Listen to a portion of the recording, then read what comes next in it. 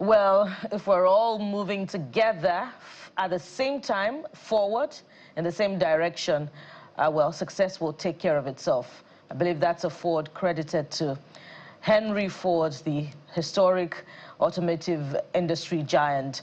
Welcome to the Morning Brief, a good way to encourage us all to move forward in the same direction. It's your perfect morning starter right here on Channels Television. Of course, I'm not alone. Jeffrey, good morning. How are you doing? Good morning, Bukola. Looking dapper in that suit. Thank you. Just have to try the best you can, despite what's going on, to look the best you can. Welcome to the program. I'm Jeffrey Uzon. We're broadcasting live from the nation's commercial nerve center, Lagos, Nigeria, where we'll bring you up to speed with the big happenings across the country, binging through the highlights just to keep you informed. And so you make your decisions about how the state of the polity is panning out wherever you are at the subnational level and as a federation. Bukola, what are you tracking?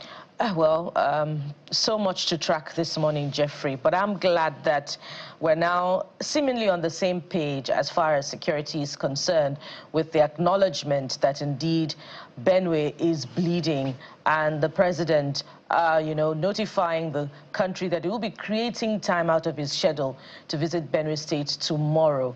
But it seems as if that the president is doubling down on his position that there needs to be communal harmony in Benue State, that all must learn to live together. I wonder if that is in line with conversations in the last 24 hours across platforms, that this is an unprovoked attack. We all know the president's handlers, but are they, carrying the president along? Is the president looking at the brief that has reportedly been tendered before him by the governor of Benue State and indeed other security agencies, that this has very little, or in fact nothing at all, to do with communal clashes, misunderstanding? There is supposedly, an grazing law in Benue State. This is unprovoked. This has nothing to do with communal clashes, and there needs to be a tightening of security through boosting of manpower on ground in Benue State and indeed in other parts of the North Central. Of course, there are more conversations coming through about tying regional security and border security together and putting it in the hands, full control of the Nigeria Immigration Service. Perhaps this is the point to ask whether, all those concerned at all the ministries of Interior and Defense are having conversations about the need for them to begin to consider the CDS's call for the building of border walls, across the length and breadth of the borders of Nigeria.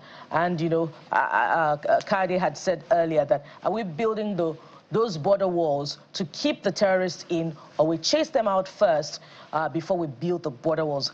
Those very critical issues must be considered. And just before, I wrap up on this commentary, listening to all sides of the story as well, the Inspector General of Police visited Benue as well, but he's also saying that there will come a time when the attackers will come and they will never return. That should not be, the approach. Are we waiting for another attack, or are we deploying a more proactive strategy to go and get the terrorists and bandits wherever they are, and reining on this once and for all? That should be part of the conversation that we should be listening to, that should be hearing from leaders of the security architecture, unless those ones are put behind the scenes for a more at a confidential level, in order to safeguard the process of talks, that are shaping approaches to better managing security. So, Jeffrey, I wonder if you have different thoughts or additions to this. There's no way you can talk about Nigeria today. You're not going to be talking about Benue State. I'm happy that eventually, finally, after many years of screaming, after about 2 years of screaming, the president has now decided to do the right thing, to visit Benue. Because some of us have been at the top of our voices saying, in positional leadership, there's a lot more that is required than releasing statement and condemning. I do not know whether it is the statement of the Pope that had to propel the president to make a decision to go to Benue. I remember the last time he traveled, something had happened in Benue, and some of us said, President, Before you go to Abuja, which is not too far from Benue, go to Benue State. It's called positional leadership, empathy. Narendra Modi was at the site of that crash, that plane crash that left a lot of people, hundreds of people dead. This president hasn't visited any ground zero since he became president. The only time he visited anywhere that there was a bit of disaster was in Borno State. But there has been carnage on the plateau, carnage in Benue, and other parts of the country. The president hasn't visited. I don't know why he hasn't visited. So first, I commend him for now changing his mind. I do not know whether he's being propelled because of the outcry, outrage across the international line. That's why he's doing it, or it's just changing. But thank you, Mr. President, for choosing to go to Benue. And I wasn't comfortable, Mr. President, when you said you look at your schedule. There's nothing more important on your schedule right now. It is not the commissioning of facilities of the FCT, neither is it gathering of political party members or all of the political shenanigans that goes on in our country that matters right now. If there's anything that should be of more priority to you, Mr. President, it's the lives of the people in Benue and every part of the country. So first of all, thank you for choosing to go to Benue after many, many screams that you have to visit this site. Second, I don't think it is okay to say you look at your schedule. People may just consider it a statement, but no, it's deeper than that. People are interpreting it to be whether you really prioritize the lives of people that you have to look at the schedule. By now, you should have even been in Benue. That's how urgent this is. So for me, beyond the visit, something drastic has to be done to end the killing. Will the visit of the president end the killing? I do not know. We wish it will, because we've had the military chief go there. Other administrations have had military people, policemen, police IGPs go there. Nothing has really changed. Bukola, for me, I think one of the missing lines as far as this is concerned is to the effect that we have been lying to ourselves. And that's why even when we're speaking to the governor or speak to people, you can see everybody is trying to manage the conversation. There has to be brutal honesty. I feel that the lies we've been telling to ourselves as to what is causing this carnage is the reason why this has not been brought. So if it is people trying to take people's land, if it is people trying to annihilate people, there's a way to go about it. If it is foreigners invading the land to take over in terrorism, there's a way to go about it. Let's begin by telling ourselves the truth. First, I think we've been lying to ourselves, and this is where I agree with people when they say poverty is very expensive. Because if those locals had the resources to fly out in a jet, they will not be there to be killed. I can't imagine lying down, somebody come and kill me. It's not going to happen. These are lives. These are not just numbers. So, Mr. President, yet again, thank you for going there. But let me say again, nothing is more important right now in this country than going to Benue, going to Plateau, or wherever it is that people are being murdered and killed. That is your job. In fact, that is your first job. So thank you for going. We'll be following you, and we hope that your visit will bring closure and succor to the people. Okay. And so what do we have today, even though there's so much more to talk about as far as Benue security is concerned? But what do we have for you today? We've expanded upon it already, but we'll be heading to Benue to see how far so far. Undoubtedly, the people are still counting their losses, but we'll be feeling the pulse of Benue people through our correspondent and indeed guest that you'll be speaking with today on the program. Yes, and Jeffrey, we have much more, right? Yeah, absolutely. Besides all of that, the issues around Benue, which is top priority. In fact, that should be only the conversation we should have if we have our way, because lives matter. But we'll talk about what you're seeing on your screen. Dangote Refinery is rolling out some measures in terms of its expanding its distribution network. 4,000 CNG buses to distribute petroleum product across the country. Trucks, you mean? Trucks, yeah. Trucks, I should say. I beg your pardon. Trucks across the country. That will bring petrol or PMS or whatever the petroleum product is across board. In fact, we understand it's going to be free delivery. Well, PETROAN, the Retailers Owners Association, they are saying this is not a good move. So we're going to have that conversation today on the program. And that's not all. As the war between Iran and Israel rages on, we speak with a diplomat today to seek to understand the underlying causes, the cause, and perhaps the consequences of this conflict and the implications for the rest of the world, and whether or not an ending is in sight. I cannot wait for an end to be in sight, Bukola. When we explain this conversation, explore rather, Nigerians will get to understand that whatever happens in some corners, we may be making money, but it could escalate even further beyond that. Okay, let's get you what the people, all right, and not what the people, what the dailies are actually saying. So we'll bring you our dailies in just a moment. Stay with us.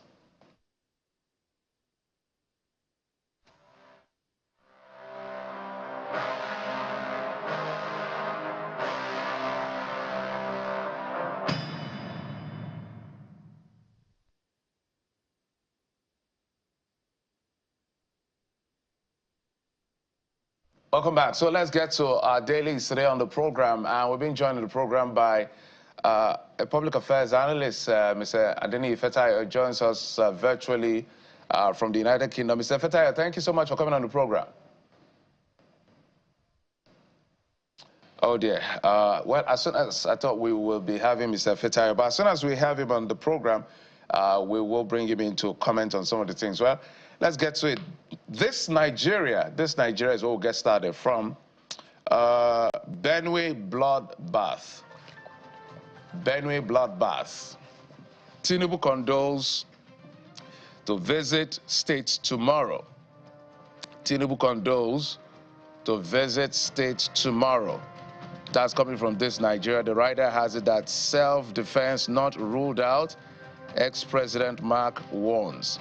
Self-defense not ruled out. Former Senate President warns. That's David Mark. So you can see, as expected, some of the dailies will be carrying this as a priority story. It's a bloodbath. It's a carnage. It's a massacre in that sense. If you look at the history of what has been playing out in Benue, Benue is actually supposed to be everybody's priority. Well, as we've commented initially, the president has decided that he will be heading out to Benue tomorrow. Some of us thought he should have been heading out a long time ago, but never late than never. Better late than never. So, but the Senate president, former Senate president, saying, at the rates at which these killings are going on, if people resort to self-help, perhaps they should not be blamed. And it's difficult to argue, although we will not encourage any form of anarchy, that it's difficult to just have people in their sleep, innocent, poor, harmless farmers and people, whatever it is they are doing in those local communities, whether in Yewata or in other places in Benue State or even Plateau, being killed by these mindless cowards who parade themselves or whatever the name they call themselves and all of that. We know there are layers to this crisis, but at the end of the day, let's be brutally honest with ourselves. Something has to be done. It has to be done as urgent as yesterday.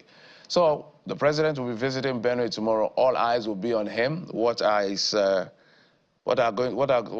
to be in terms of his remarks? The people of Benue are disagreeing vehemently with the president to tell him, the analytics of the problem is wrong.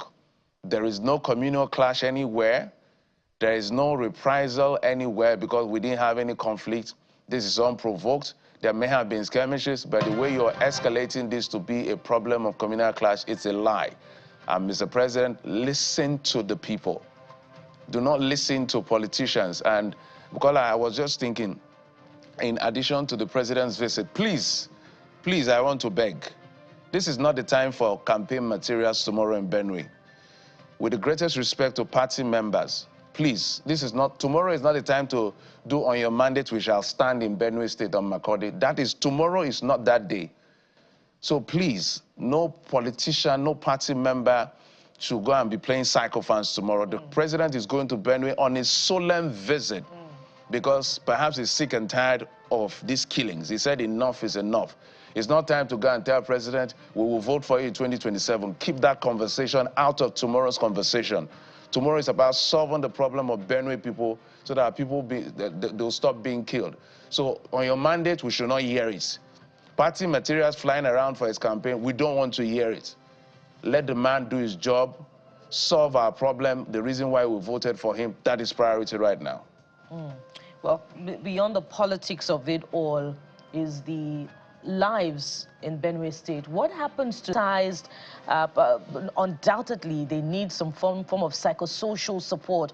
But how does one continue to live in those communities in Benue State with the knowledge that there's no security. I believe yesterday our guest was talking about when you move further into the hinterland, there are no police stations. That's part of the conversation. That's what, if they're not saying it, you know, before the cameras, that's what they should be talking about behind the cameras. I believe all concerned, the security chiefs, the Inspector General of Police, the zonal inspectors, the police commissioners, and indeed the relevant legislators in the affected states, be it North, Central, and Northeast. That's what they should be talking about, the inadequate manpower to tackle insecurity. But let's go to The Guardian, which is our next paper this morning. And The Guardian also trails on the big security concern in Benue State. Listen to this. CDS links military saboteurs to Benue massacre ahead of Tinubu's visit. You'll find that story on page 6. And you see the dramatis personae as far as security is concerned. Their pictures put out on the front page of Benue, of the Guardian newspaper, I beg your pardon. You see Mr. President there, the governor of Benue, Reverend Father Hyacinth Alia, the NSA, the CDS, and of course the Inspector General of Police. And if you followed our conversation yesterday on the program, you would have heard the governor doubling down on the suggestion that indeed some of those recruits, or if you like, participators in the mayhem that is being unleashed on Benue are being sponsored by politicians. With a commentary from him in the past week, you know, that drew the ire of representatives of Benue State at the National Assembly. But indeed, the governor doubled down on it yesterday. But it also shows that the actors, those responsible, you know, for governance, either at the legislative or the executive level, and not particularly on the same page as far as the cause of this conflict is concerned. There is no agreement. Indeed, if you even watched our conversation on our sister political program, Politics Today, yesterday, the lawmaker was insisting that there is no militia in Benue State, that indeed the militia had been taken care of under the former administration, you know, that was responsible, you know, for reining in on the leader of the militant. His name escapes me now at the time. So there is no agreement on the cause of this, you know, insurgency, this banditry that is responsible for the bloodletting in Benue State. And I believe, you know, that is what should be ongoing behind the scenes now. There should be continued investigations about what exactly is responsible, who are the sponsors, why do we have this concern of bandits who are coming into the country through our borders daily, on a daily basis. And they say they use motorcycle and they perpetrate their heinous crimes through the use of motorcycles. We cannot talk enough about this, but that's it from the front page of the Guardian newspaper. CDS linking military saboteurs to Benue massacre. There must be investigations as to, you know, how this is even possible in the first place. What do they stand to gain? Who are the sponsors of this military saboteurs? Jeffrey. Fantastic. Let's bring in our guest, our analyst, Mr. Fetayo. Mr. Fetayo, thank you so much for coming on the program. We have been talking about Benue, and literally everywhere is littered with the story of Benue. So let's have your take before we get to the next dailies. I'm sure you've been listening out. The president will be visiting tomorrow. Mr. Fetayo, up to you. Yeah, first and foremost, I want to sympathize with the people of Yawata and the people of Benue State. And secondly, I want to say that we can't continue to do the same thing and expect different results. You know, in as much as CDS was saying that there are saboteurs in the military, please name them. You know, if you have such intelligence, name them. It has become too many killings in some of these rural community areas. I think about there are so many factors that is making the war against this insecurity work perfectly. You know, we talk about local government autonomy. Let them manage their resources. Some of these insecurity that we are facing is happening in rural area. A governor can prioritize to do 20 kilometers road, while what a local government needs is just to keep their people safe and sound. And also, this is high time that we allow state police. This is high time we allow local to be involved. This is high time we allow the traditional institution to get more involved. Another thing is that I'm sure you and I, we've heard so many times, they will say repentant Boko Haram, rehabilitation of Boko Haram or whatever banditry it is. We have never heard when they will come and say that, oh, in the last 6 months, about 1,000 bandits or Boko Haram or whatever it is have been arrested. Maybe 500 have been prosecuted and sentenced to death. You know, where there's no law, there's no crime. If you allow people to get away free with the crime or whatever I think they have committed, it won't serve as a deterrent. People will feel that even if they reorientate them, nothing has happened, nothing has happened. So this is high time we should take the bull by the moon. And this is high time government should do more. If you need more personnel, please do that. It's not when this thing happened that we begin to say, what should we do? And of course, like CDS said, that some of these things are being politicized. Security is not a matter of whether you are in that party or in this party. It's responsibility of all. Let them involve more some of our traditional in the local community area, and I think this thing can be, overcome. First, I couldn't agree less with you. Right now, whatever is needed, whoever is needed, and whatever material is required to be able to bring some peace and restore order so that people are not killed every other day, I think is totally acceptable. Let's go to New Telegraph, literally leading with the same thing. I'm going to New Telegraph because of the riders we have here. New Telegraph is leading with killings. Tinubu postpones Kaduna trip to visit Benue tomorrow.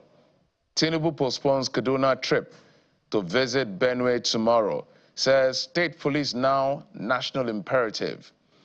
Some of the riders there has it that defense chief, IGP visit Benue, CDS vows to end banditry in Nigeria. People may be forced to defend themselves. That's according to David Mack, National Youth Council of Nigeria as well. Akume, Obi, PDP, ACF, CAN, GNI, others condemn massacre, call for urgent action.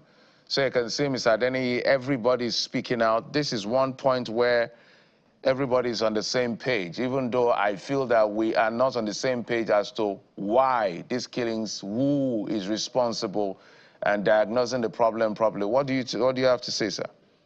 Yeah. I will pick from the point of people may be forced to defend themselves. I remember maybe about 6 months or 7 months ago, somebody was trying to sponsor a bill at the National Assembly. I think Senator Nedunwoko, that people should be given license, to own gun to defend themselves. I think if you have a critical security situation, although he laid down the processes before you could be licensed to have a gun, because if let's even ask, how many police force do we have? Are they enough to protect life and property? How many military personnel do we have? What is the response time? That if there's a crime here, if we make a call, can they get to this place? I remember there was a situation in Lagos State where I think maybe the number is 122. If there are situations, crime has gradually reduced in Lagos. I think they can do that across board in every state in Nigeria, especially in Benue and where they are facing security challenges. That what is the response time when we make a call, when we raise an alarm, that the police can get in there? Is it by air or by road, whatever means? Will there be some station? We know that when it comes to election, we do have a polling unit, we do have a ward unit, we do have local government unit. If they can do same when it comes to security, that you can't walk from here in the next, maybe walk for like 5 minutes, you will definitely see a police post, or walk for like 10 minutes, you will see a police unit or security unit. That can gradually reduce crime, and that will also help people to feel safe and secure. And above all, because just like you said, everybody coming together, this issue of security is not because you're in this party, in that party, because if it can happen to your neighbor, that means it can happen to you. Let's just all come together and put this thing behind us. Mr. Adeni Ifetayo, thank you so much. As always, we'll continue to look at what concerns Nigerians the most, and we always bring you to help us break it down. Mr. Adeni Fetaya joins us from London, United Kingdom, to break it down for us right here on the program. Thank you, sir, for coming on the program. Thank you. It's my pleasure to be here once again. Okay, so as it is at the moment, so in case you do not know, so let me bring you up to speed. President Bola Tinubu will be heading out to Benue tomorrow on a visit, given the situation that has played out in the state in a couple of days.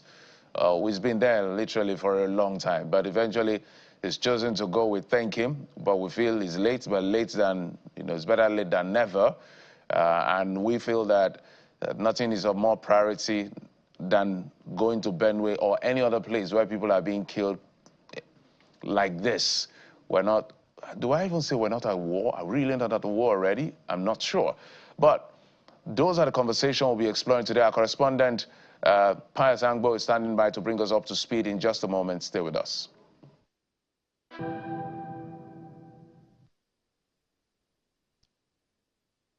Welcome back. So we'll get to the very first part of our conversation. We're going to bring in an intelligence analyst who will be breaking it down for us as far as what is playing out in Benue State is concerned. The layers of the conversation on the morning brief this morning, and of priority to us is what's playing out in Benue State. The governor has said, we had a conversation with the governor. He said 59 head count so far, but the people are saying it's over 200 people that are being killed.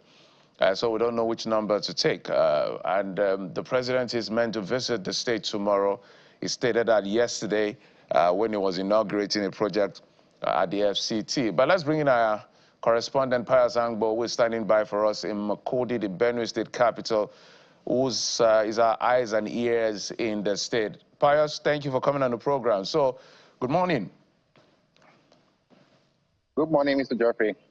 Good morning. So we can see where you are is calm and, peaceful. I don't know what it is across the state. Maybe you bring us up to speed as to what is going on in the state as we speak. What is the mood of the people and also the anticipation of the president's visit? Okay. This morning, we are here in the state capital. The Chief of Defense Staff is still in Benue. We feel to meet with the National State Governor today to discuss cross-border issues, because most of these attacks come through routes from Kiana, it could be Doma and Kiana local government, and part of our local government, where these people come to take the attack in Makodi local government, in Goma local government, in Benue local government, and Agapi local government. These are the border communities on this other flank, and then in the north-east senatorial district, you have local government. So part of that is to take this advocacy to discuss with the national state government on what the two states can do together with the military to deal with these insurrections from that axis. Recall that the visit of the service chiefs and the governor to Yelwata for the first time yesterday threw up a lot of issues. Part of it is it was the first time they were meeting the state government officials. It was the first time they were meeting security chiefs who were being tasked to come and deal with the issues of insecurity in Benue. Last week, my president, the chief of army staff was here last week, slept here, and left early in the morning. It was said that he was coming to give directives to the Operation West Road Theater Command in Benue, but he just spent a night and went back to Abuja. Now, the president has... Oh dear. We have audio challenges, the connection challenges through to our correspondent in Benue, Pius Angbo there. Pius is also set to talk to a resource person from Benue State, just to give us a sense of what exactly the challenges are and, how those survivors in those communities are faring at this point in time. What are they hearing, about the exact numbers of structures affected in, the fire unleashed on those structures by bandits? We understand that there are thousands of houses that may have been affected. What is even security like in Yelwata community at this point in time? all of this information are critical, for leaders of the security architecture who are having conversations at this point in time on, reconstruction efforts. And how does this even impact on the internally displaced persons situation in Benue State at this point in time? Because we understand that there are over 400,000 IDP, internally displaced persons in Benue State at the moment. The number could be even higher than this official figure. So are there many more who are displaced as a result of this attack in a Yelwata community that is said to be on the border with Nasarawa State? Where are they at the moment? Where are they taking shelter? Have they moved to those IDP camps? What is even the security situation in the IDP camps in Benue State at this moment? So all of those questions are critical at this point in time, especially ahead of the president's planned visit.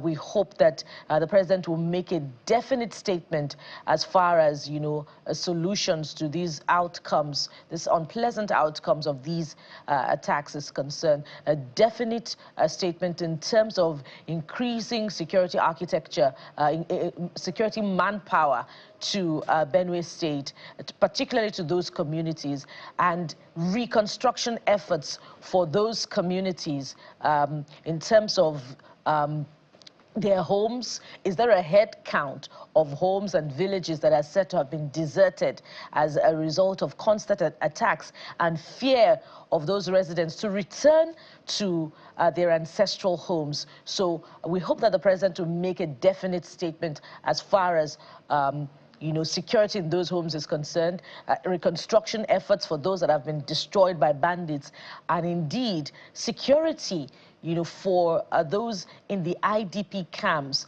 and intervention for those in the IDP camps in terms of, for those who are unable to return at this material time, intervention in the area of their relief, because a lot of them are not economically productive at this particular point in time. So how are they faring? How much aid do they have? Those are the critical questions that we should be that the leaders should be reflecting on at this particular point in time. Jeffrey, we hope that we're able to get Pius back in the short term rather than the long term. All the statements that have been coming through from the different leaders as far as that bloodbath in Benue is concerned. So let's get started with, in fact, there's been outrage across board. So the president said this. If our producer can show us, okay, this is the president saying enough is enough. I have directed the security agencies to act decisively, arrest the perpetrators of these evil acts on all sides of the conflicts and prosecute them. What the people are saying, President is being erroneously guided, that there is no such thing as conflict with anyone. That is what the Benue people are saying. And I want to appeal to the President, please, as much as you listen to your NSA, you listen to the security people, also listen to the victims and the people, everybody involved, whether it's herder, farmer, Benue people, listen to them. Do not rely on just intelligence given to you by your security people. With the greatest sense of respect to them, they have done a great work, but sometimes you need to go to the people themselves and hear for yourselves, so that you don't make a statement as the Commander-in-Chief of the Armed Forces and everybody says, Mr. President, you're flat wrong. It's embarrassing. I'm happy you're visiting Benue to say, I want to come here and see for myself.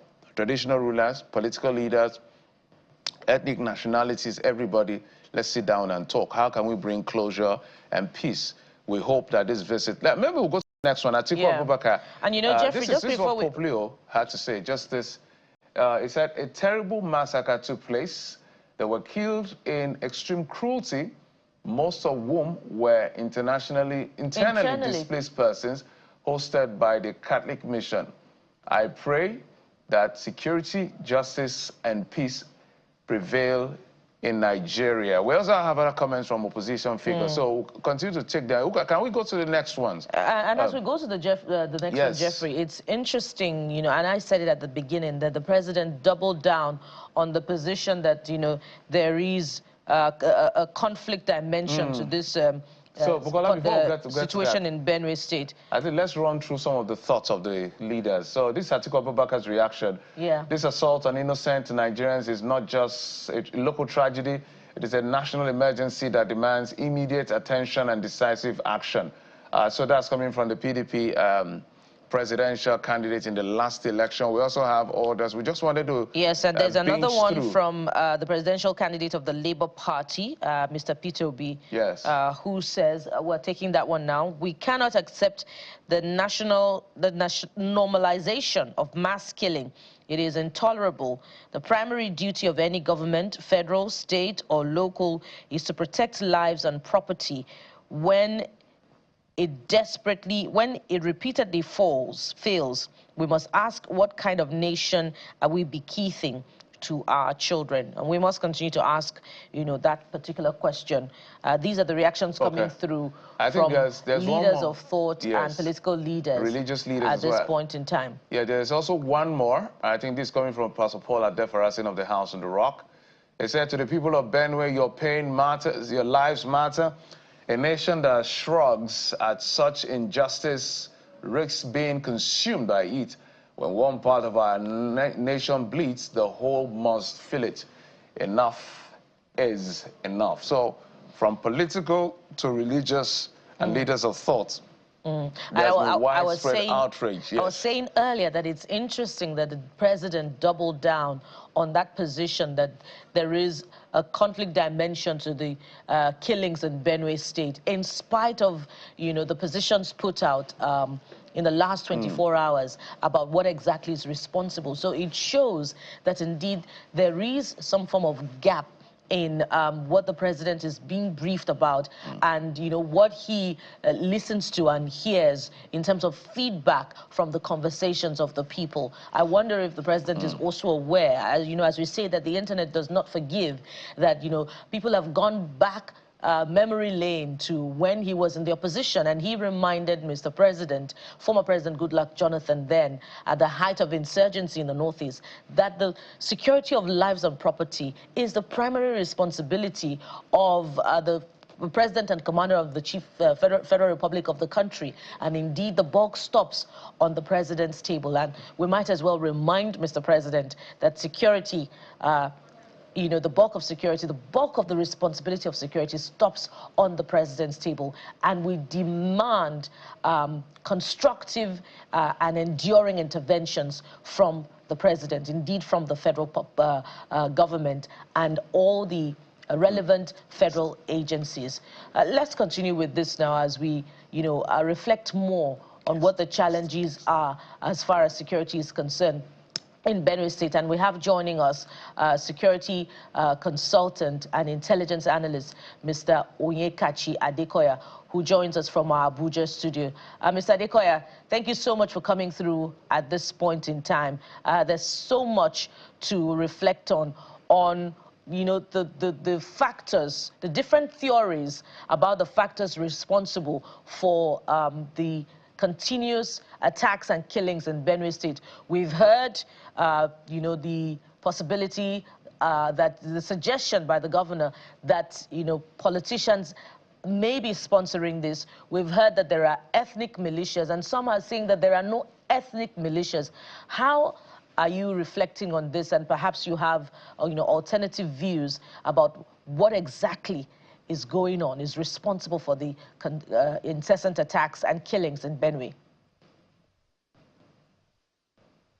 Okay, thank you for the question, and good morning to Nigerians. Again, our heart goes out to the people in Benue. I mean, it's a very sad one. Unfortunately, when some of us come on air, we appear to be, again, bearers of bad news. Because security in this country is grossly mismanaged and grossly misunderstood by the political class.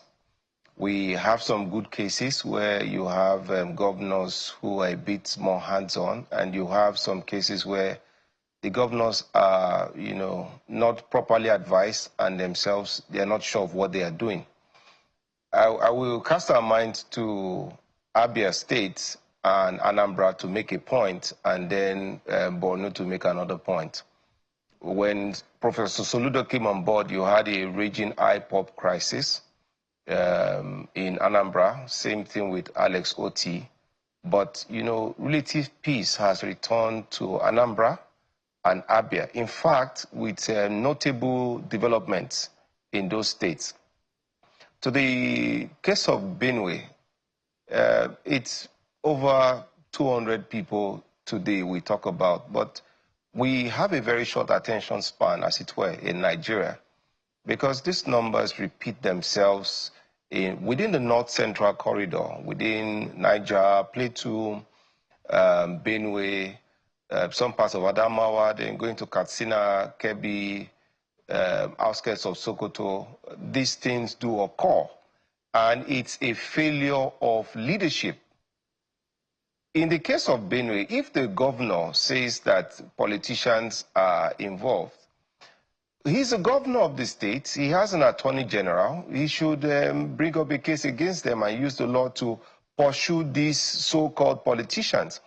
And if these mystical politicians are not responsible, then with profound respect, the governor of the state should do what he's elected to do. I listen to comments from the political elites.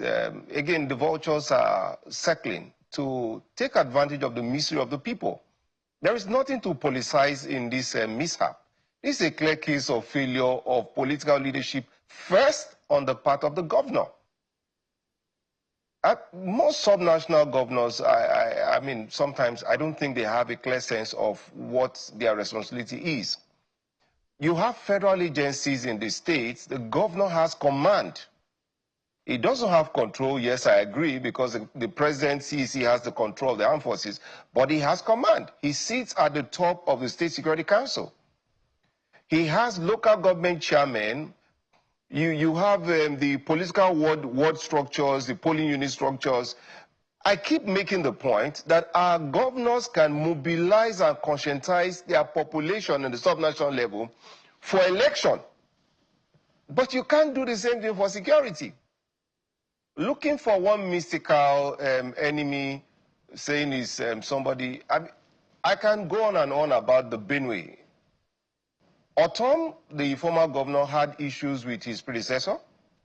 This current governor, I understand, reportedly has issues with Akume.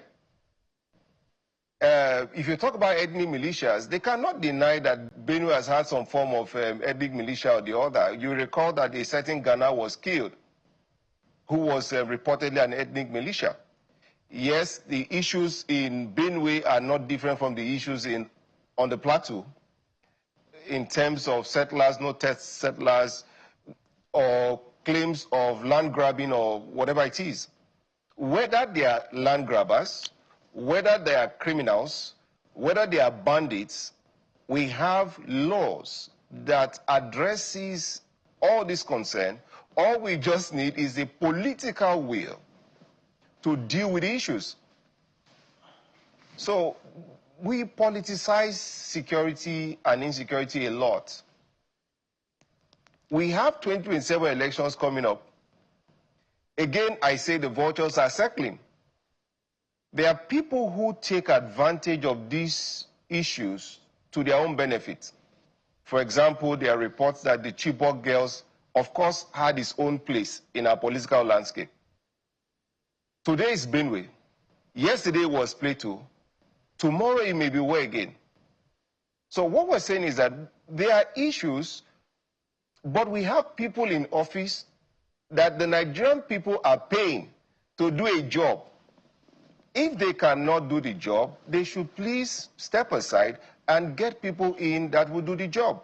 And no, the matter is not in Abuja. The buck first starts at the table of the governor. And that's the point I always want to make. Lastly, the Nigerian Governors Forum said that they are in support of state police.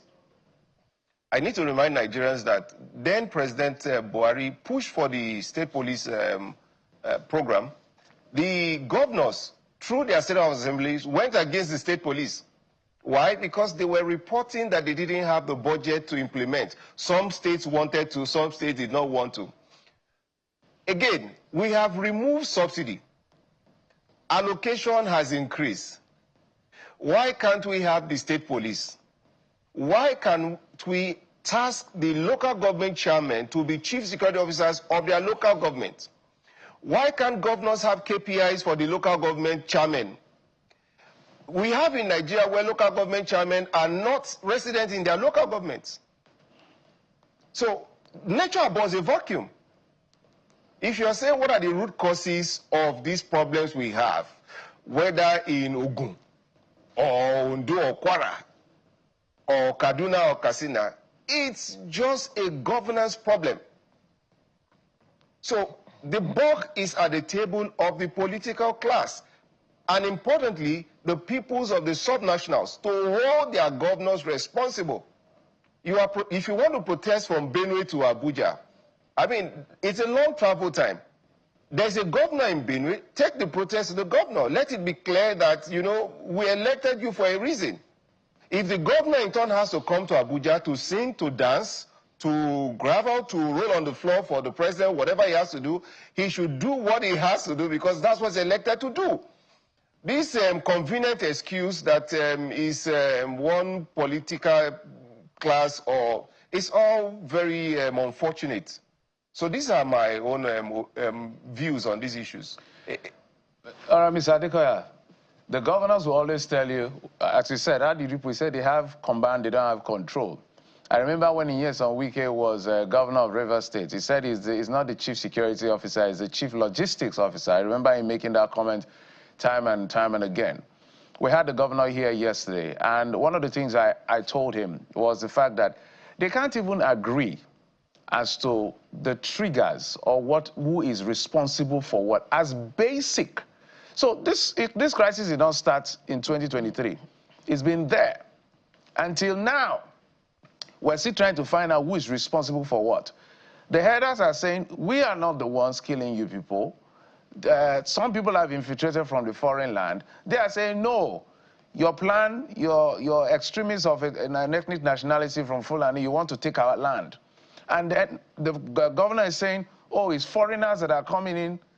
And it's very funny to me when somebody says, foreigners are coming in, they'll kill our people, and then come back like 2 weeks later to take over our land in a sovereign state like Nigeria. So what I'm saying with all of these analogies to the effect that within the state itself, they seem not to even agree as to what is responsible and who is responsible. That's on one hand. On the other hand, they call on the inadequacy of the governor to be able to pull his weight because the president controls all their security apparatus. And if you look at the president's statement, people are saying it looks like a blame game. Governor, do this, or don't do that, or it's a slight threat. Is there a state of emergency in the works and all of that? So from an intelligence point of view and what you know about this issue, maybe you help us bring some closure. My first question is, what are the multi-layers we're dealing with here? Are we really diagnosing this problem properly? And what are we not looking at that can give closure? Because for some of us, we just want people to stop being killed. Okay, thank you for the question. So let's follow the first analogy when FCT Minister Wike said he's just a chief logistics officer of the state. I don't want to bore Nigerians with jargons, but at the heart of any security operation is logistics planning. So logistics is critical in success. So if the governor says he's chief logistics officer, he has a primary role. You may have, for example, you can look at the Iran-Israel war going on. Iran has layers of ballistic missiles, but the Achilles heel is that they don't have the vehicles and the launchers to rapidly launch these missile systems. So what did Israel do was to take out logistics. In Nigeria, if you say logistics, logistics is key. If you have federal forces stationed in the state, but they cannot move from point A to point B where the action is needed, that's a logistics problem. We talk about the fighting forces. We forget that they also need B vehicles as much as they need A vehicles. The security convoys must also be protected. That's also logistics. In military speak, you talk about your communication lines and supply to the front troops or whatever actions you are taking. If you are going to plan any sophisticated operation, you need logistics. Let me shock you.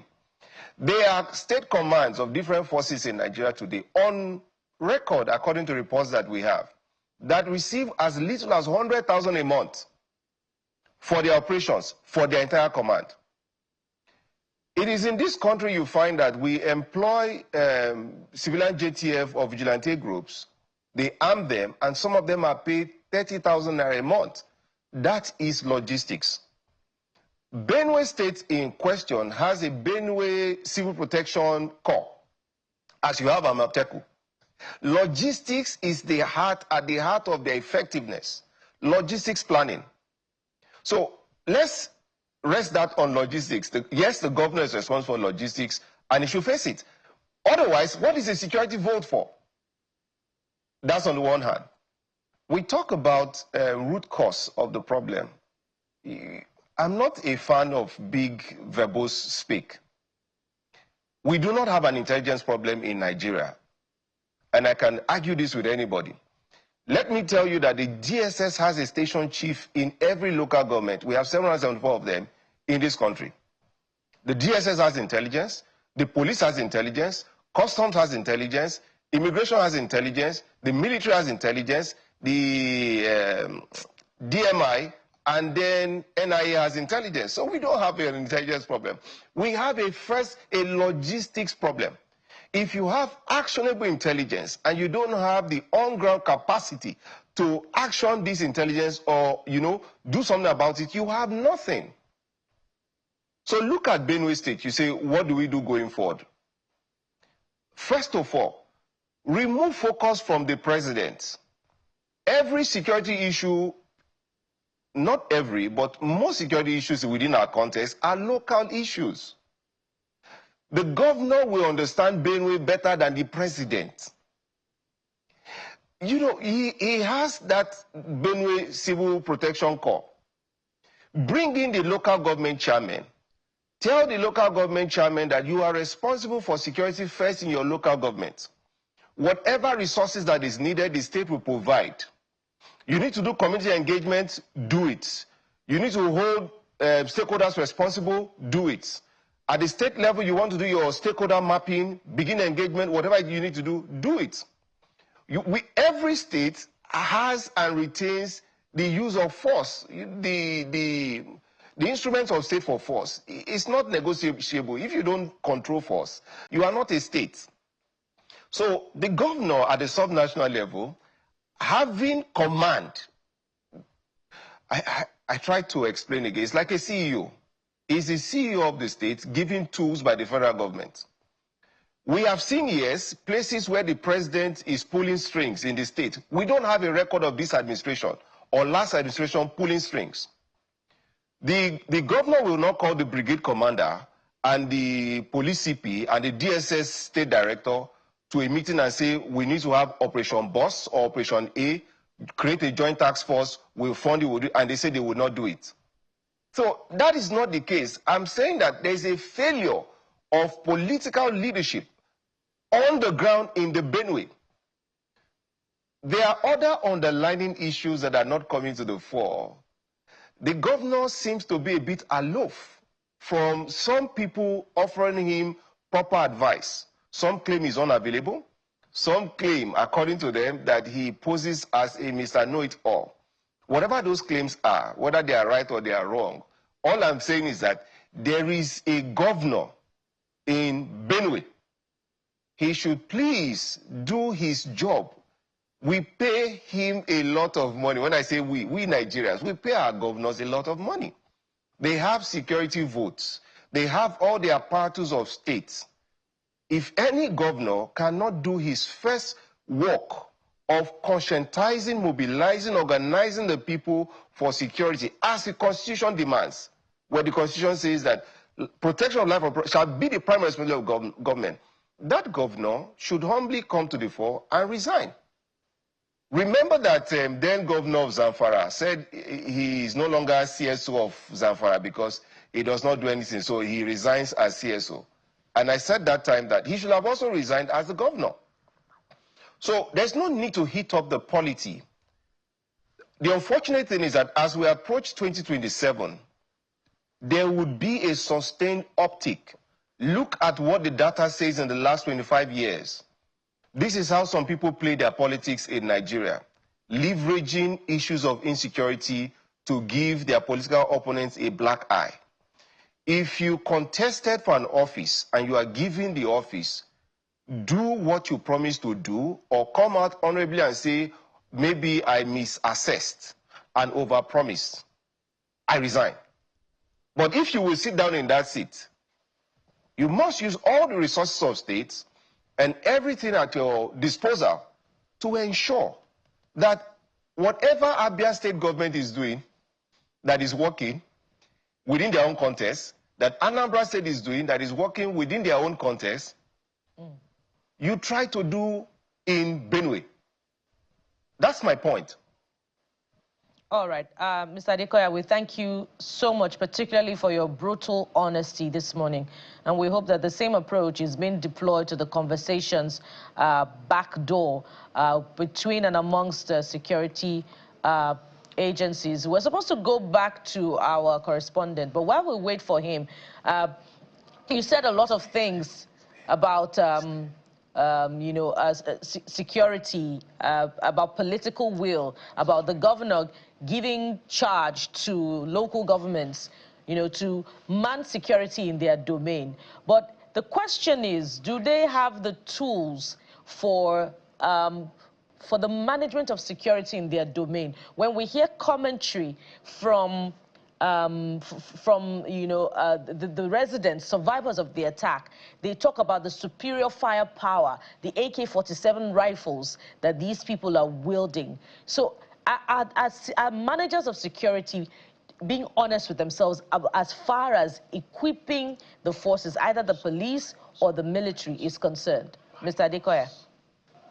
Very good question. I remember, I think it was Ogun State government at the time that you had report of some incidents in the state government armory.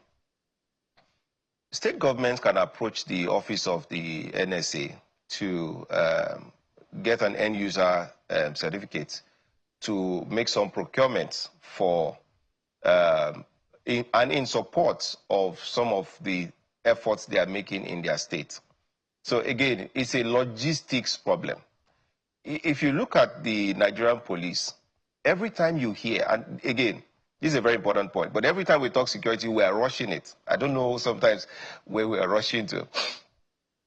The president had, under the office of the president, they had a stakeholders engagement with North Central. Guess who was invited? The Chief of Defense Staff. That again is a misnomer, and that's why, you see, we hit and we miss the issue. The bulk of the problem we have at root cause is not coming from a lack of military or military strategy or military doctrine. It's a lack of policing at the community.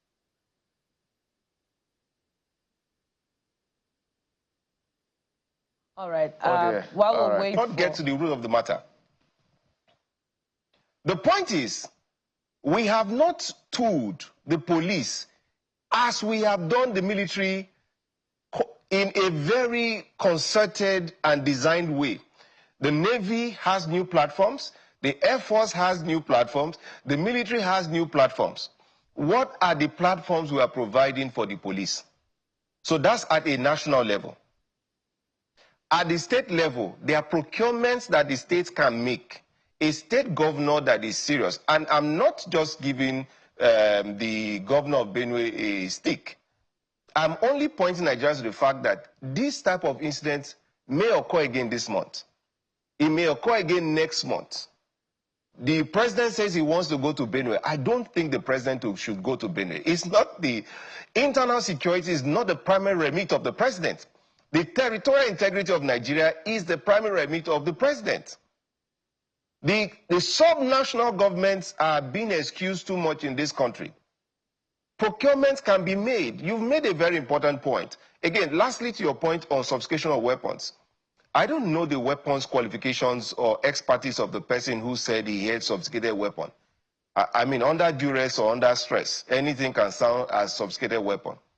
Yes, the AK-47 is an assault rifle, but it's not it's sophisticated in its own, within its own small weapons classification, but it's not completely a very sophisticated weapon. Mr. Adekoya, just before we cut in, because we need to get to our correspondent and come back to you, but even the military have been taken out by some of these individuals. So when you talk about weapons, we cannot underestimate the weapons of these people.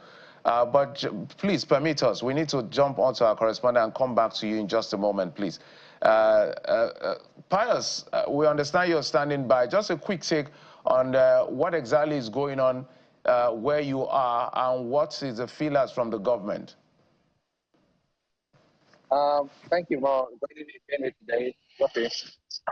Makodi, the state capital, is calm today, but that also because of the heavy presence of security service chiefs and then commanders and then foot soldiers on the street. You are seeing them driving past.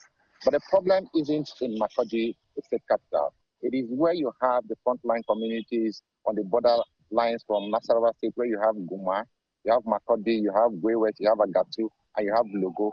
And then you have Kwande from the other end of Taraba with Cameroon.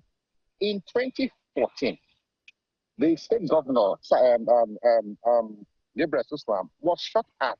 I was in that convoy when we went to where 7 people had been killed that morning. 15 minutes after we drove up, armed headsmen began to shoot from behind the cattle they were carrying. In 2018, when 73 persons were killed in Benue, the Fulani nationalism movement came and said this attack was in reprisal to the killing of their cattle. So who is behind this attack is not in doubt. Now, the communities that like follow within the rural area. I can't hear the correspondent.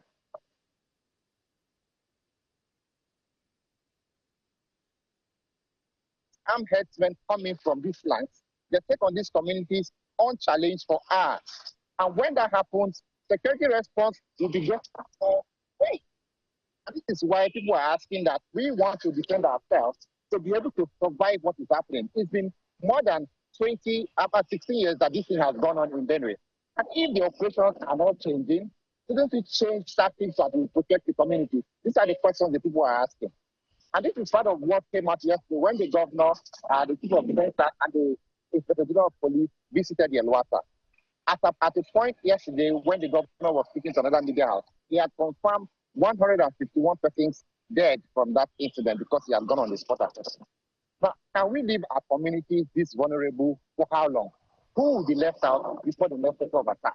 I think this is what the conversation should center about, on protecting rural communities. If state police is not working, people should begin to get armed to defend themselves, because otherwise the security operations for the past 14 years, 16 years in Benue have not cut this. In Nasarawa, this was the same case. In Taraba, this is the same case. And if we say we wait on security response to deal with insecurity in rural areas, how to reach area without road, how to reach area without networks, how to reach area with logistics mobilization or approval from the top, then everybody will be wiped out before the attacks are even said to have ended.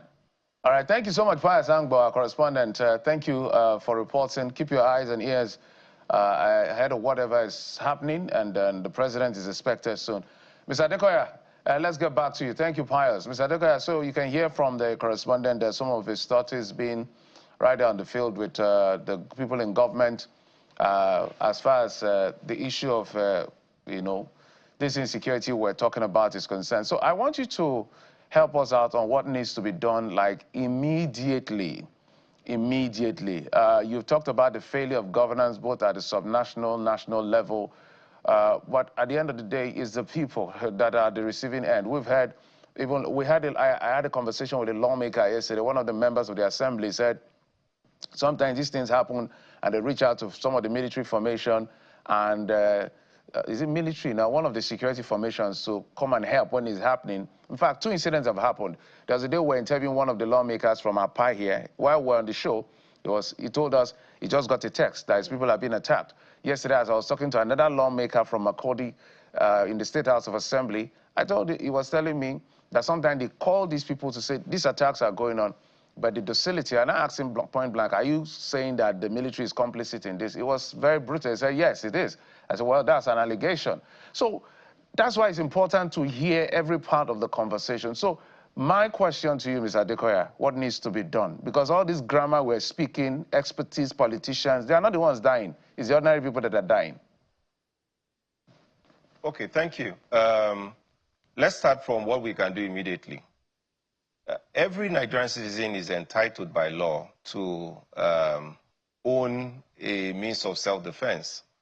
The law, there are provisions for that. So if you need to, depend on the class of weapons allowed, the State Commission of Police is the approving authority for certain level of weapons.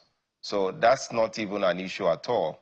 If local vigilante groups or hunters want to be armed, there's a provision under the law, you know, and under the supervision of law enforcement agencies. That's why I keep saying that a security program with local context and local nuance can be created. You talked about the military earlier, that even the military is being attacked. Yes, even the NDA was attacked. Because you need the police to also protect the military. The military are not in space, they are within the communities. If the communities are not safe, the military installations and the military facilities would also not be safe. In some cases where you call some police, for example, in Nigeria, where you have reports that some police stations receive as little as 10,000 naira a month to fuel their vehicles. If in this Nigeria today, where fuel costs about 800 and something or 900 and something, a police station is getting 10,000 naira a month. Where you call the police and they cannot respond, and they say they don't have fuel or they don't have vehicles, we're all Nigerians, we've seen these things play out. The problems are there. If you call on the military to respond, and even in the theater sometimes, the only serviceable vehicles are the vehicles within the convoy of the battalion commander, there will be no response. In some cases where the military also respond, they are responding blind.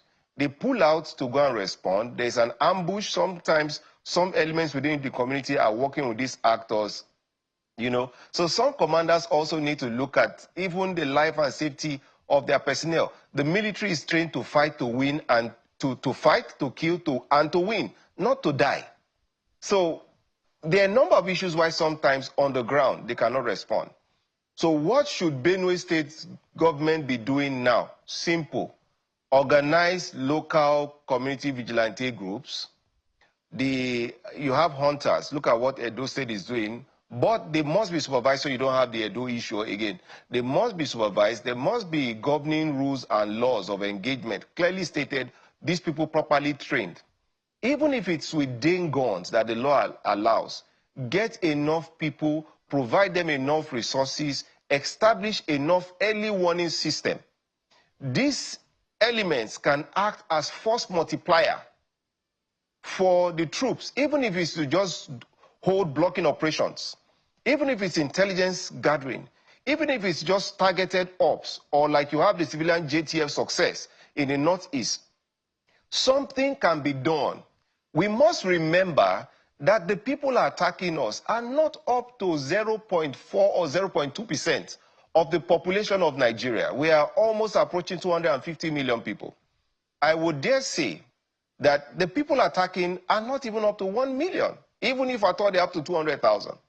So if a state like Benue, with the millions of people it has, can be conscientized, there are certain communities in Nigeria that once you approach, almost every landlord has guns. So the guns go off, the attacker needs to recalculate because everything attacker can guess, what is my rate of success on this attack? If the consequence is greater than the benefit, that attack will be deflected to an area with less preparedness. So it's all about preparedness, preparedness, preparedness. risk anticipation, risk assessment, risk mitigation, and running a statewide security program.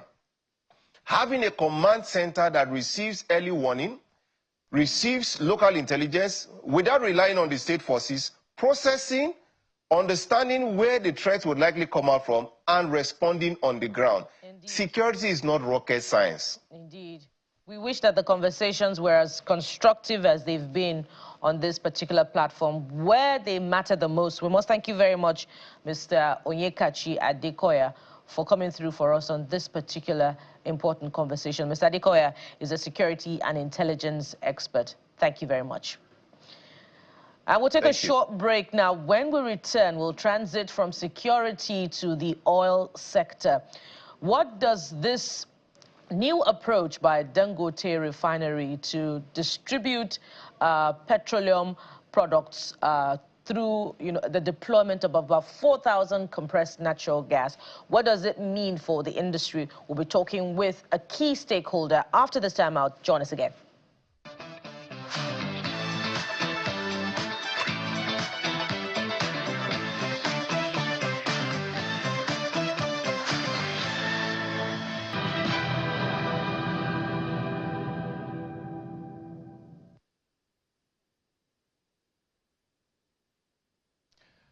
Welcome back. Away from issues around security, let's talk about the oil and gas sector, the petroleum sector specifically. Mr. Billy Gillis-Harry is the president of PETROAN. He joins us virtually. Mr. Harry, thank you so much for coming on the program. Thank you so much. Good morning. Thank you for having me. All right, so apparently Dangote refinery is beyond refining, is now expanding to that distribution network, CNG, 4,000 of them, those trucks that will be distributing, I think almost free in that sense. And some other things he's doing with CNG stations. I read his statement on their platform, and they are saying this is in line with the president's renewed hope agenda of ensuring the availability of products to all Nigerians across board. But that particular move, this expansion move, has not gone down well with PETROAN. Why? Well, it's not just a PETROAN issue. I think it's a Nigerian concern.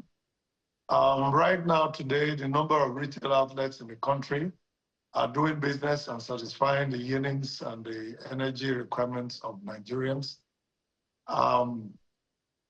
If one company that is as massive as Dangote Petroleum Refining Company Limited is now going to refine, store, transport, that's the logistics, and then ensure that retail outlets have product. By the overview, it will look like it's a very attractive thing, but actually it's going to keep businesses out of the way. It's going to create so many job losses, and that is the concern we're expressing.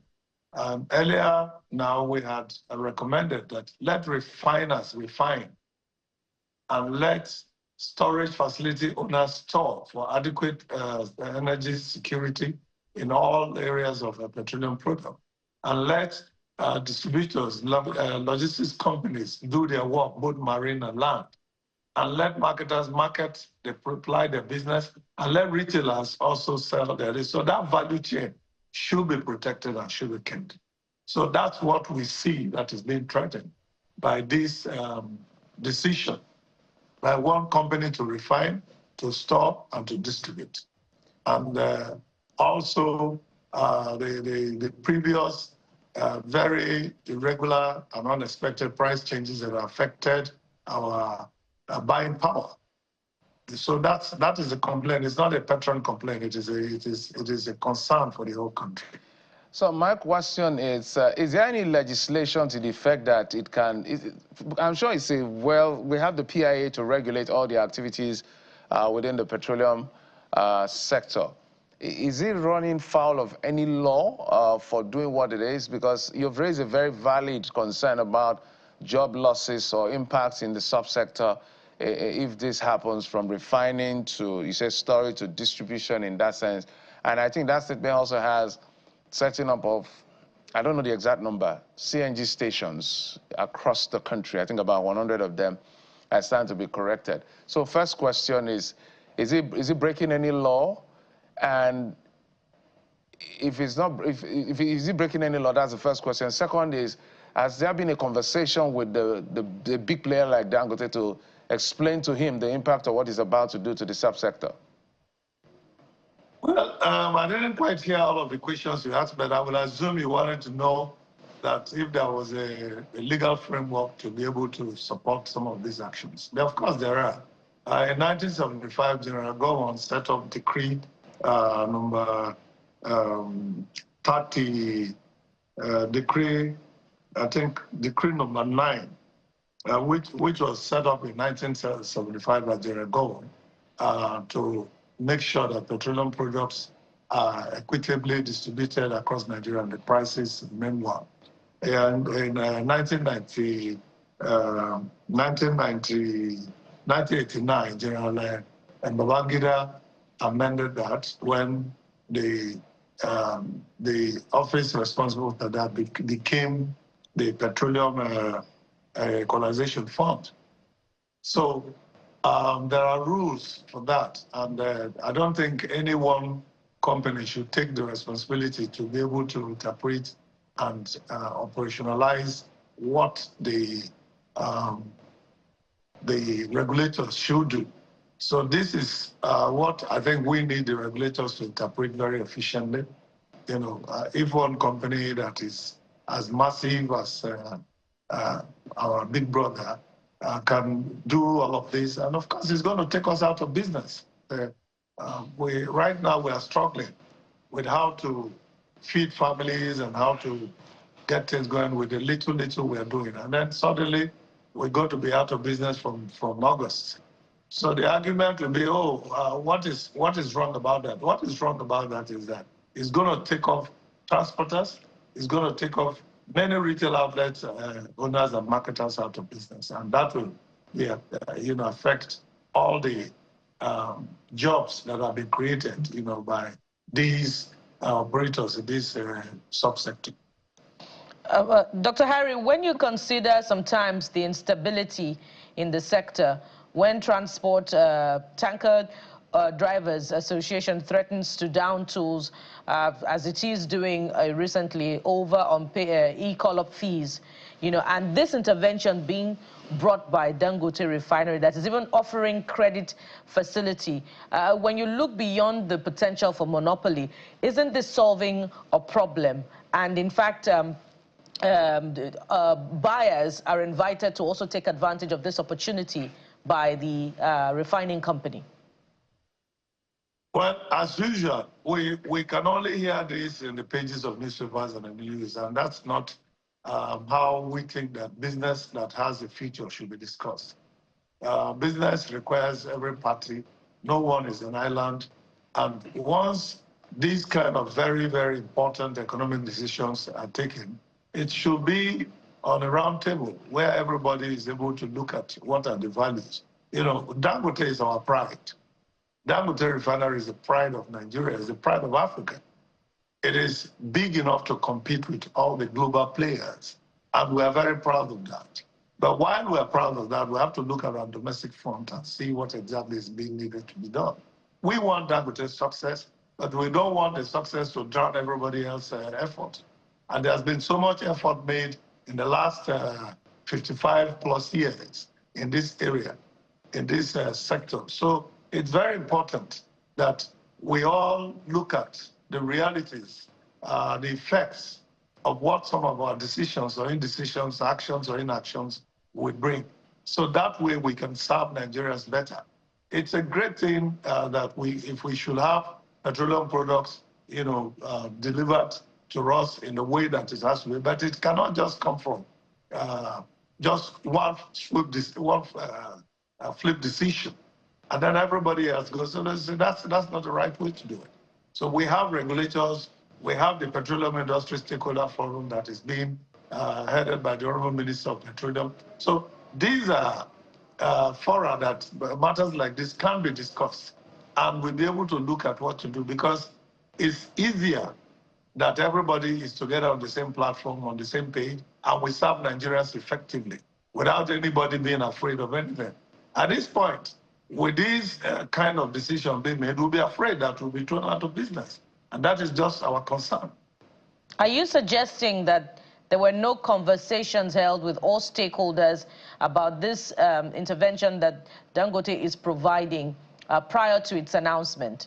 And if so, to my knowledge, there is no discussion. Because if there is a discussion, we have very effective communication network between all the stakeholder associations, namely MEMAN, DAPMAN, IPMAN, PETROAN, NUPENG, NOGASA, NATO, PTD.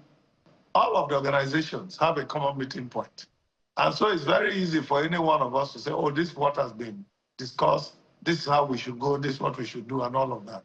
And take it from me, every one of us is very desirous for Dangote refinery to be very successful. But want it to be successful on the basis of how we all will be successful. Because the more successful people, the merrier, the happier, and the more stable the economy will be in Nigeria.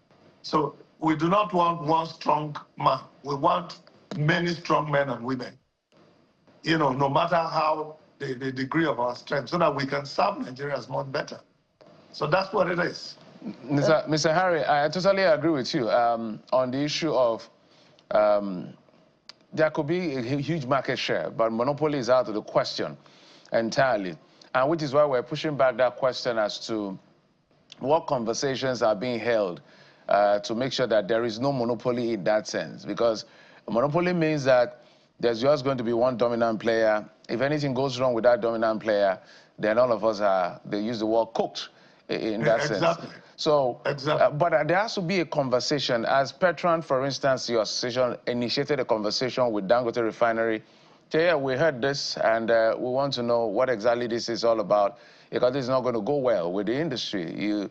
If you do this, these are the impacts of what you're doing. And what is the NNPC saying all of this? Because we expect that all the issues around Port Harcourt Refinery, Warri Refinery, we're not even hearing anything in terms of pushing, because this is competition at its finest, although we're trying to say there shouldn't be monopoly. So what is NNPC saying, and what is NNPC doing in their own corner? And have you engaged Dangote Refinery? Well, it's a very tragic situation that we're facing, that we have spent so much money on our refinery, local refineries owned by all of us, and it's not giving us the requisite service that we need. That is one of the issues, but that's not where we are today. What we need, we have made our point known, because at the end of the day, it is us, the small boys, that suffer. We are the opposition small boys that are very critical in the industry. We serve every nook and cranny. We are small, and some of us have just only 4 pumps. Some have 6 pumps. Some have 38 pumps. Some have even more of our members. And so we are very important and very critical in the discussion. So if we had an announcement as humongous as this in the news, we will have no other choice other than also to respond to it in the news. So we hope, you know, that the industry leaders will be able to, you know, get everybody together on the same table and be able to address issues, so everybody will be at peace and we can know exactly what to do. Yes, it's competition. The competition of what size? Is it competition of one winner takes all? It should be competition of everybody winning and Nigerians winning at the ultimate end. We on our own, we are not sitting down. PETROAN is also gathering momentum within ourselves to be able to look for alternatives of how we can source our product for our teaming members. So at that time, then we also will start naming prices and then giving us all sorts of discussions. It doesn't work that way. There is a PIA that has been passed and is functioning that rules the industry. Pricing is regulated, you know, by Article 207. The whole of Article 207 tells you how pricing should be done and all of that. And licensing also has its own procedures and processes. Everybody has to have a license to operate in a certain way. So if you have a license to operate as a refinery, please refine. And then let those who have licenses and operational permits also for storage do so.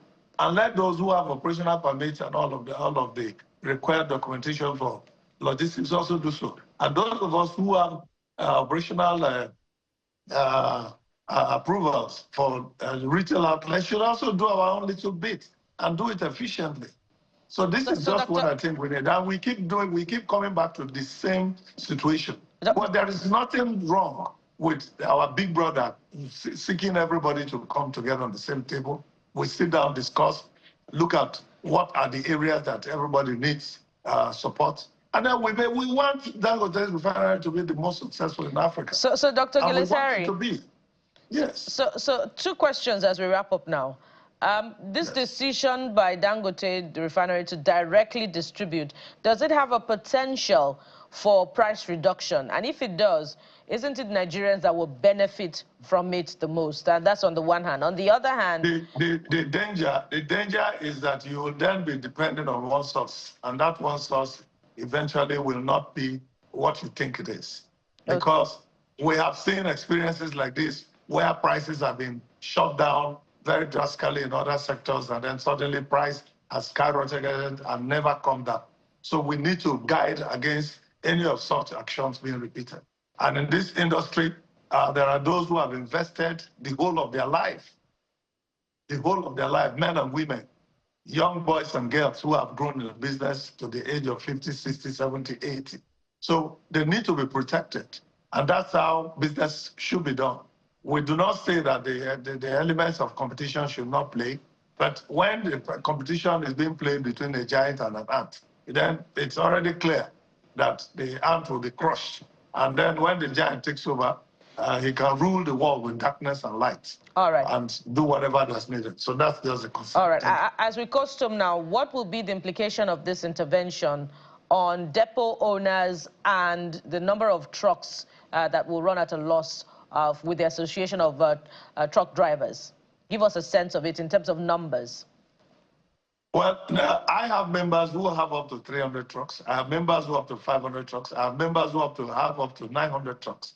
And these are doing work. Most of them belong to NATO and being controlled by NATO's very effective leadership. Even our big brother, the Ipman, the Dapman, Meman, they all have trucks and they have depots. And they all also have retail outlets. All right? So these are, some of them have been existing pre-independence. And the regime, of General Gowon and Obasanjo did a lot to indigenize these businesses and give us opportunity to do that. So the losses were among us. We are talking about billions and trillions of naira that will go down the drain in terms of people sitting back without doing business, when this scheme comes up. So we still have up to August 15. So between now and August 15, we believe that a very productive discussion should be held, and then everybody's concerned will be assuaged, and we can then sit down and do business and serve Nigerians very efficiently. And PETROAN is 100% in support of Dangote's success. We want Dangote refinery to be successful, but we also want to be successful in our little rights. All right, well said, Mr. Dr. Billy Gilles-Harris. Thank you so much for coming on the program, the president of PETROAN, and we wish that there will be a conversation on that round table so that everybody will survive and we don't have a monopoly in that sense. But the competition is out there. We hope it's going to be fair as much as possible. Thank you so much for coming on the program. Thank you so very much.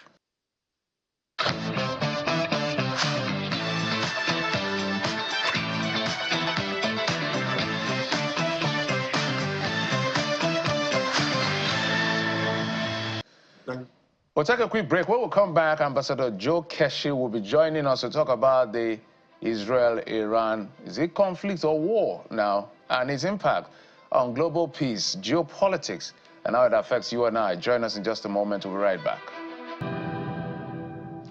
Welcome back. And from the home front, let's travel a bit to the international scene now. Over the weekend, the world woke up to news of nuclear missiles being fired back and forth between Iran and Israel. It's like one war too many. We're still contending with the Russia-Ukraine war, the Israel-Hamas war, and this adds up to it. What does this mean for geopolitical peace, as Jeffrey has said, and in fact also for international trade as well when you consider oil. Let's have this conversation as Ambassador Joe Keshi joins us now, a former ambassador to Nigeria in the Netherlands, and he's served in different capacities as well in different missions of the world. Ambassador Joe Keshi, thank you so much for joining us on the program and for coming through early and for holding on. We're very appreciative. Ambassador, can you hear me, sir? Yes, good morning. Can you hear me?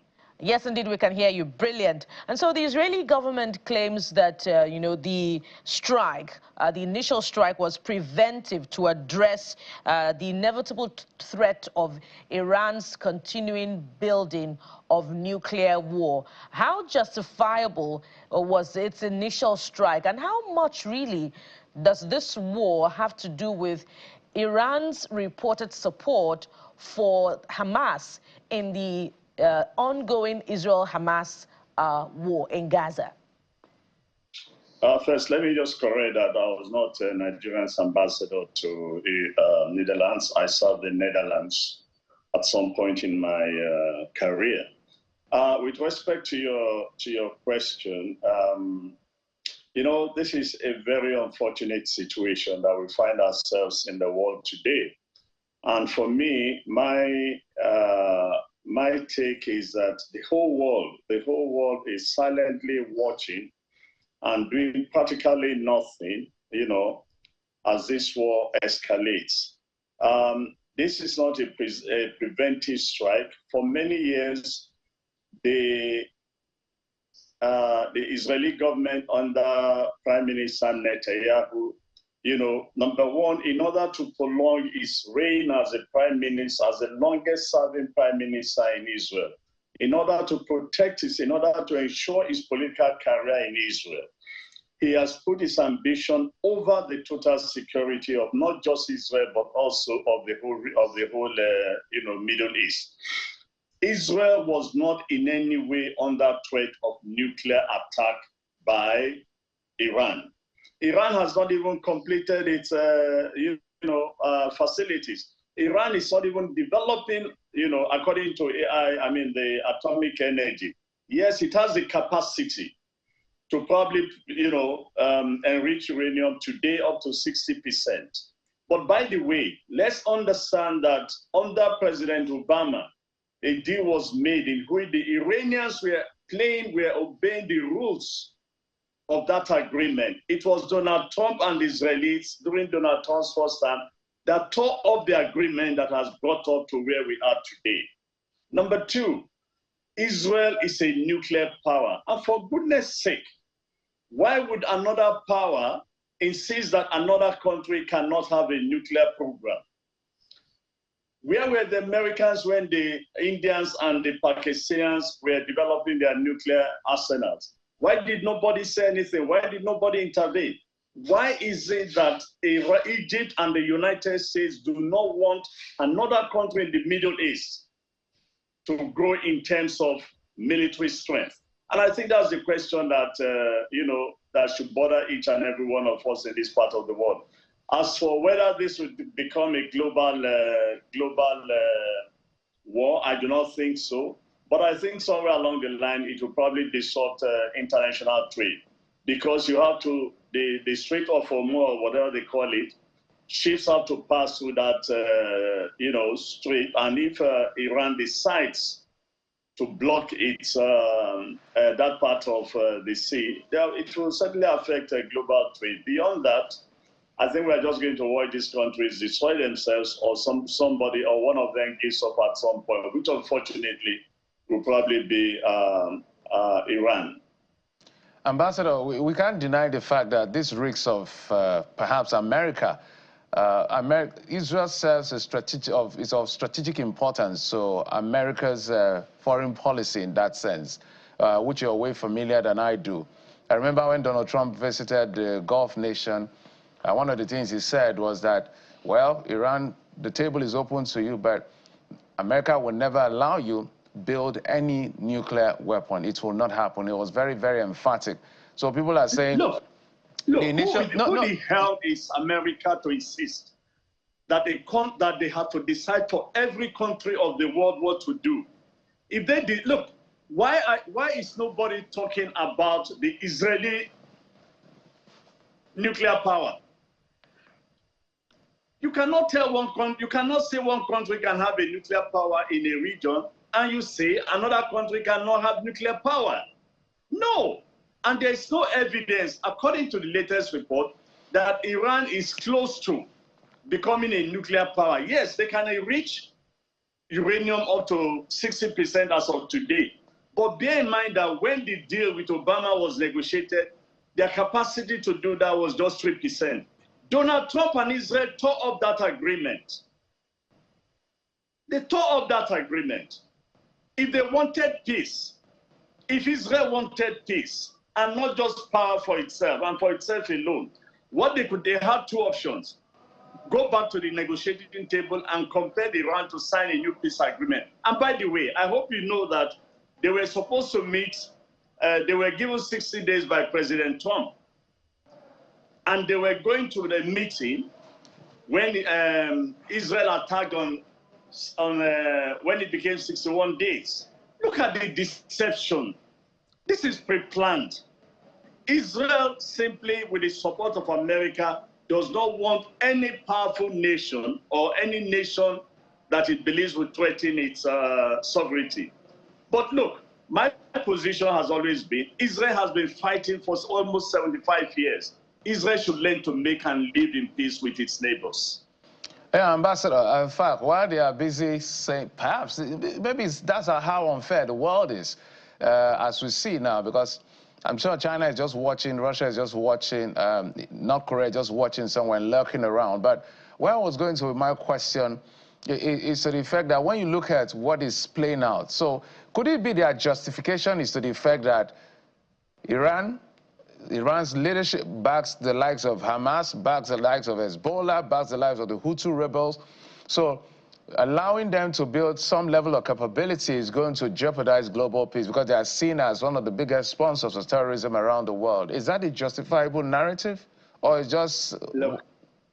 Look, the situation that the Middle East finds itself today, America and Israel cannot, in all honesty, claim to be innocent. Saddam Hussein was killed for the same reason that he had nuclear power or was building or had weapons of mass destruction. It turned out that at the end of the day, the poor guy was killed for nothing. And so what happened in Iraq, what happened in Syria, against Syria was this. Look, we all know the truth about this.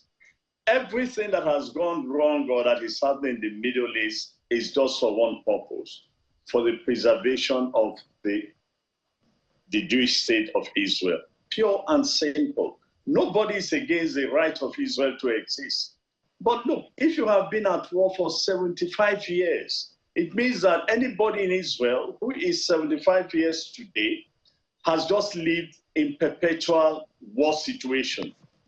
Yes, they have developed, they've become an advanced country, and the rest of it, they probably would have been greater if not for, the series of wars.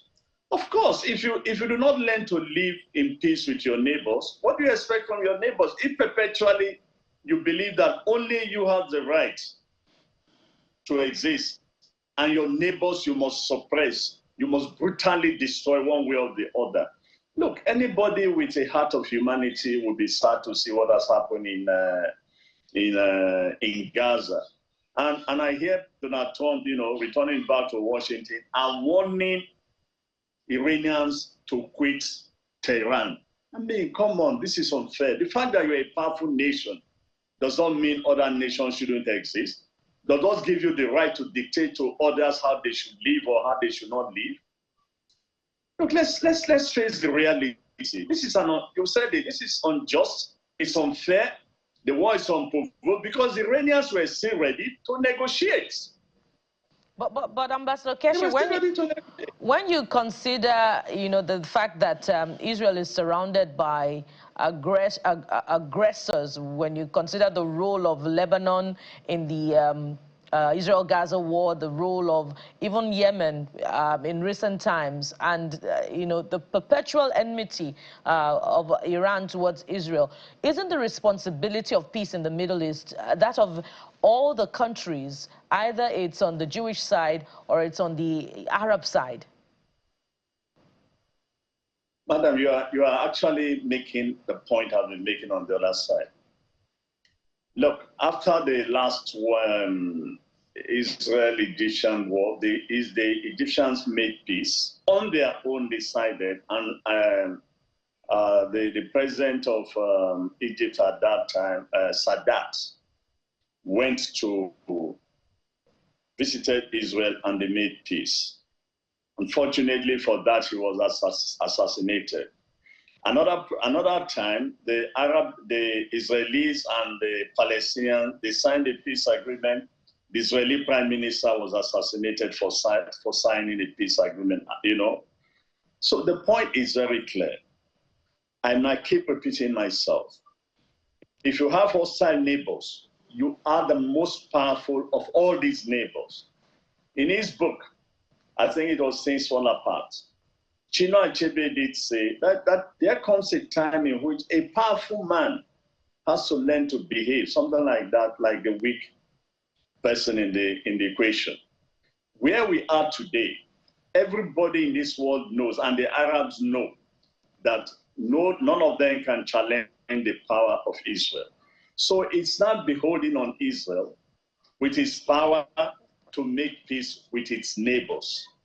But Israel just wants to conquer and remain the only power in that part of the world. And I ask you again, Israel is a nuclear power. And why is Israel opposed to another power? And why is the world completely silent on Israel's nuclear capabilities? But they are concerned about another capability. And they tell you that, oh, that country is dangerous. Who defines a country's, dangerous status? Who does that? Is it Israel? No, it's not. Are you going to go around the world destroying every country that you consider? And by the way, the destruction of some of these Arab countries, Iraq, Syria, led to some of the huge problems of migration that Europe and the Americans experienced, in the last couple of years. And so this is the time for some of the leaders of these countries to be rational, to sit down and think out of the box. All right. How do we make and guarantee global peace? All right. They're almost rendering the United Nations useless in this instance, because they are listening to nobody but to themselves and carrying out an unjust behavior. All right, Ambassador. Against innocent. Yes. My apologies. As we begin to wind down, there may be a bigger trouble ahead of us, especially it has to do with trade. When you look at that 33-kilometer Strait of Hormuz that borders between the Gulf of Oman and the Persian Gulf into the Arabian Sea. And now, you know how Iran is just around that corner, and then UAE is somewhere here, and then the Oman is somewhere here. UN has actually said, look, this is an international strait. Nobody has the exclusive right of transit. But we know when things escalate to this point, it's going to affect all of us. But for us, it's a windfall in terms of government revenue, although it's going to be hiking our PMS prices. So when you look at a global trade in this sense, who and who should we be calling to the table to avoid further escalation? Because nobody's going to be watching. There are people getting killed. I mentioned it before, that if the Iranians decide to block that strait, it now means that, look, global trade will continue, but the costs will be very high, because they now will have to go down to the Cape of Good Hope in South Africa somewhere, in order to, the ships, in order to continue, maintaining global trade. But the cost to the people all over the world will probably be high. Yes, we can rejoice in this part of the world. All oil-producing countries can be happy that they're making some money. But look, when everything calms down, we'll probably be back to where we were a few days ago. Well, we hope that, there's peace and, all parties concerned will come to a table of understanding. And when we, gather to talk about this again, we'll be talking about progress rather than, the casualty on both sides, which, according to reports, is increasing. We must thank you very much, Ambassador Joe Keshi, for coming through on this one. And thank you for the clarification on your designation. Thank you so much, Ambassador Keshi. Thank you for having me, and good morning. Yes, sir. And from here, we go to trends. What are you saying about some of the things? Okay, we'll take some of those trends tomorrow on the program. Yeah, but let's see. I've seen some messages from some emails coming in from some people. You may not have it there, but let me read it to you. This is coming from somebody who says, the name is FTS, says, on the issue of killings in Benue State, I would like to suggest a way of making the entrance of these attackers into villages difficult by digging a 3 feet by 5 feet by 3 feet deep around the perimeter of these villages in the bush. Doing this will make penetrating these villages almost impossible. It will slow them down at least and allow locals and military to engage these bandits before they escape. This is coming from Folarin Da Silva from the United States of America. Sam Omori says the comments from some of our government officials are very perplexing and bewildering. How do you expect normal citizens to live peacefully with marauding terrorists who are bloodthirsty, kill and massacre children? The passing of Bok will not help us. We must tackle and disarm terrorists first before we can have a genuine window for lasting peace in the Middle East area of Nigeria. And this one is coming from, I hope I'm correct with this, yes. This is coming from Mpa Ngeke. Said if the CDS knows and alleges sabotage by his men, the military, then the ball is all in his court. Recall, the victims all over had accused the military and police of direct involvement and aiding and abetting. The truth is that the arms used by the attackers are that of the military and police. That's what you're alleging. Again, soldiers have complained of one theater commander and all of the allegations you read. Well, so those are some of the thoughts. Please do not stop, bringing them in as much as possible. We have our WhatsApp number. We're going to roll it on your screen. We have the email address also. You can send us messages even after the show about anything or some of the things we talked about on the show.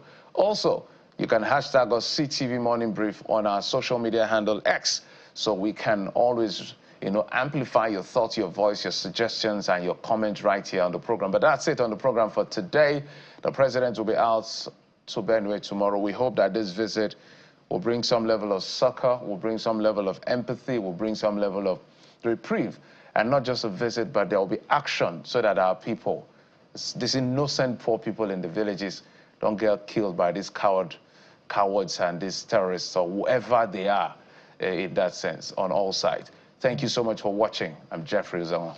And whether it's a succor or a reprieve, we hope that it comes in an enduring manner for the people in Benue State and indeed the entire stretch of the North Central and the Northeast. Thank you for your time and company on the program. Don't forget, Sunrise Daily is up next.